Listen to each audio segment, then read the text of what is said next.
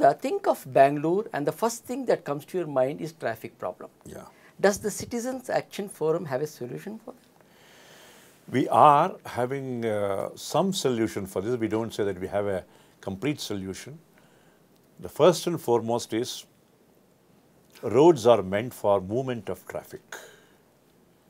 So ban parking on all main arterial roads. The previous the Commissioner of Police in charge of traffic had made a statement that 40% of road space on main roads is occupied by parked vehicles. By the simple act of banning parking on all arterial roads and strictly implementing it without fear or favor, will release 40% of the capacity. That is the first step. That is not going to be a permanent solution. Immediately and parallel to this, we should take up the implementation of the metro project in a very big way. Anyway, the state government is doing quite a lot in that direction, and it should be continued, and probably, if possible, it should be hastened also. Number 3, going for other modes of transport also, like monorail and commuter rail service, for which citizens have given a lot of good suggestions. Organizations like Praja has given a wonderful suggestion for CRS, commuter rail service, and it can be implemented with the existing infrastructure, implement that also.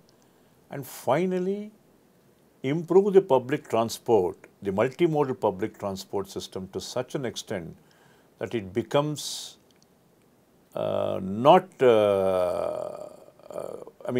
it should encourage the use of public transport and discourage the use of private transport. That solves parking problem also then. Yeah, that solves the parking problem also. And over a period of time, see that parking, multi-level parking spaces are built all over the city, and encourage the private players also to build such complexes by giving them tax concessions for a given period of time till they recover some investment and all these things. It has to be worked out. But if by doing all these things, we should have a 5-year plan. We can bring down the traffic problem substantially, without any doubt. Absolutely. But it requires holistic planning and sustained implementation of this plan, and not what these people are doing in terms of simply widen a few roads and leave it at that, and not take it forward and not have parallel activities also. Have you been interacting with the police, traffic police? More than the traffic police, we have been interacting with BBMP so far. Okay. We intend to take up interaction with the traffic police also. So far, we haven't had any meaningful discussion with the traffic police.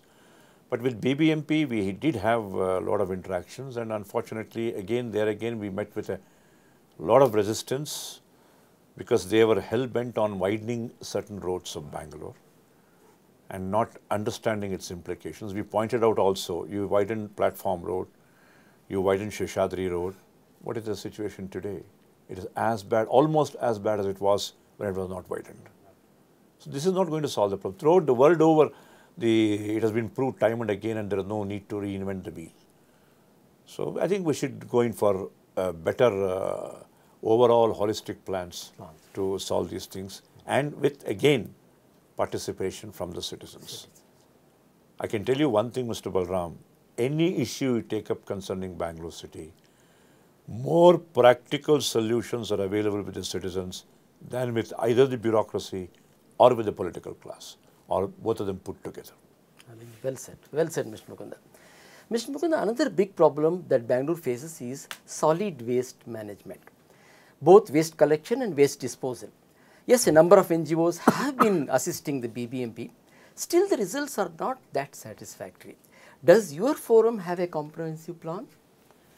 Most certainly. See, the present method of collecting garbage and transporting it over long distances and dumping it near some villages, making their life miserable and not worth living, it has got certain inherent problems. For example, I'll tell you, in each ward, these auto rickshaws are supposed to collect from house to house. They are supposed to go from house to house, collect the garbage, bring it to a certain point, and directly load it to the waiting truck. Logistically, it is impossible for these two times to coincide. So with the result, what happens, either the autos and the hand carts come earlier, dump the garbage on the ground, the truck comes later and collects or loads 90% of the garbage into the truck and leaves 10% on the ground. With the result that this garbage dump will always remain on the ground permanently throughout the year, 365 days, 24/7, for the stray dogs to come and play with that, Yes. for the rack pickers to try to get some value out of that, but making the life for people residents around that garbage dump miserable. And such garbage dumps are at least 25 points in each ward. Oh. Multiplied by 200, you get 5,000 garbage dumps, and Bangalore becomes easily the garbage city. Instead of that, our proposal is very simple. Mandated that everybody should segregate the garbage into dry waste and wet waste. Let BBMP build dry waste collection and segregation center in each ward. Along with that, let them also build a wet waste composting center. The principle that they should adopt is no garbage outflow from each ward. So the garbage will remain in the ward. Remain in the ward in the sense dry waste can be segregated, sold and revenue earned. Right. Wet waste becomes compost which can be sold. Only 5% is not convertible into anything. It has to be transported out. So instead of transporting 5,000 metric tons every day, you'll have to transport only 250 metric tons every day. That's a good suggestion.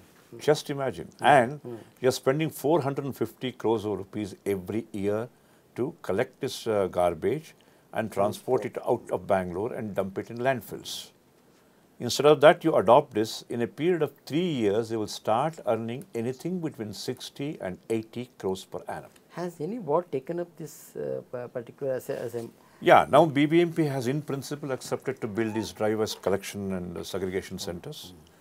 They have allotted the required funds in this budget for about 20 wards or 28 wards or something like that. And they want to do it over a period of 3 years. But there again, they are succumbing, they seem to be succumbing to the pressure from the garbage contractor lobby. It's a very strong lobby. There is a very strong lobby, and they who do not want to see this scheme implemented, and they seem to be succumbing to that. And the officers who are trying to seriously do it or unceremoniously shut it out. That's very, very tragic. Such a good idea. Mr. Mukunda, yet another problem is the acute shortage of water, drinking water. I believe your forum has come out with a comprehensive solution. What is it, Mr. Mukunda? Basically, there is no acute shortage of water. It is created by us. There is enough water and more. We have calculated, we have made calculations and shown that even in 2051, when the population is supposed to be 2.2 crores, if you implement our plan, you can have a surplus of 1,000 million liters per day. Our plan is very simple, 4-pronged plan. Revive Arkavati and Hasarghatta. Because Kaveri came, we ignored Arkavati and Hasarghatta. Experts have given plans. There is no need to again start with a new plan. Any of these plans could be implemented, and you can get about 200 mld of water, 165 mld of water to be exact.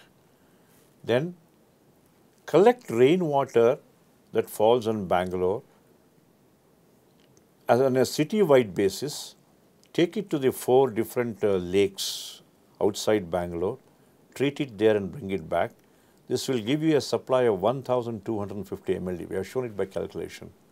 We have made presentations to the concerned minister. We have made presentation to Water Supply Board chairman and the chief engineer. We have made presentation before the expert committee headed by Mr. Tyagarajan. We have made presentation to Lok Adalat.